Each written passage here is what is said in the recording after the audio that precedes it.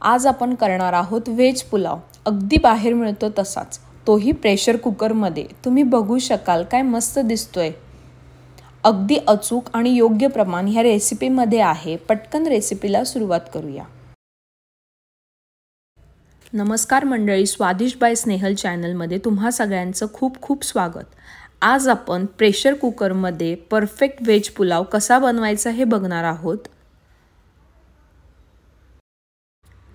यासाठी आपण एक कांदा उभा चिरून घेऊ। कांदा चिरून झाला आहे। आता कोथिंबीर, खोबरं, आलं, लसूण याचा आपल्याला बारीक वाटण करून घ्यायचं आहे। आता कुकरमध्ये एक छोटी पळी तेल घालून घेऊया। थोडी मोहरी घालून घेऊ। मोहरी छान तडतडल्यानंतर एक छोटा चमचा जिरं घालू।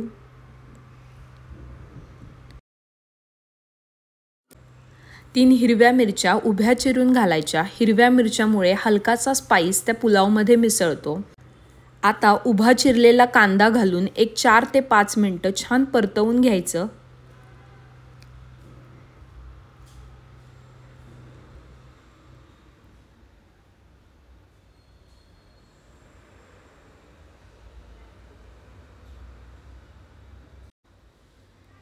आता यामध्ये घालूया कढीपत्ता।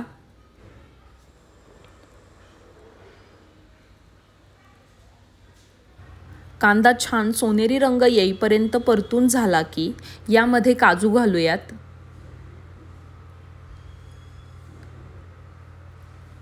काजू देखील छान सोनेरी रंग येईपर्यंत परतवून घ्यायचे।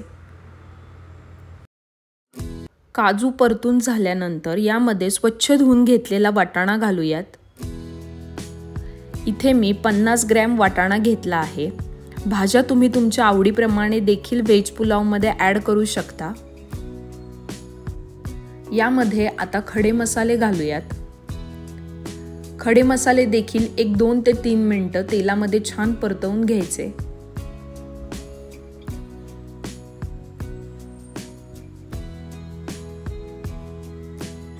यामध्ये आता बारीक केलेलं वाटण घालून घेऊ आणि पुन्हा एकदा 2 ते 3 मिनिटं वाटण छान परतवून घेऊ। पुलावसाठी मी बासमती तांदळाचा वापर केला आहे। इथे मी 1 वाटी बासमती तांदूळ स्वच्छ पाण्याने धुवून अर्धा तास पाण्यात भिजत घातला होता। तांदूळ घातल्यानंतर आता हे सगळं पुन्हा एकदा एकजीव करून घ्यायचं।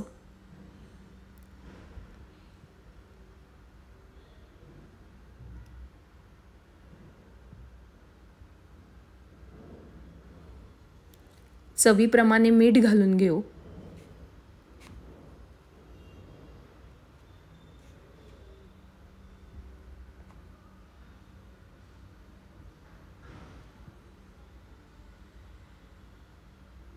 एक चमचा साजूक तूप घालूया। साजूक तुपामुळे पुलावला चव स्वाद खूपच छान येतो। पुन्हा एकदा हे सगळं छान असं मिक्स करून घ्यायचं।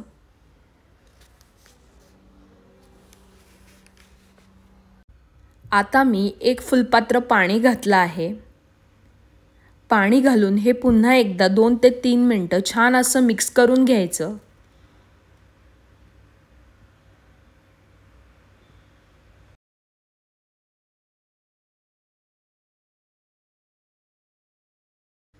पाण्याला हलकीशी उकळी आल्यानंतर कुकरचे झाकण लावून घ्यायचे आणि मीडियम गॅसवर 2 शिट्ट्या काढून घ्यायच्या।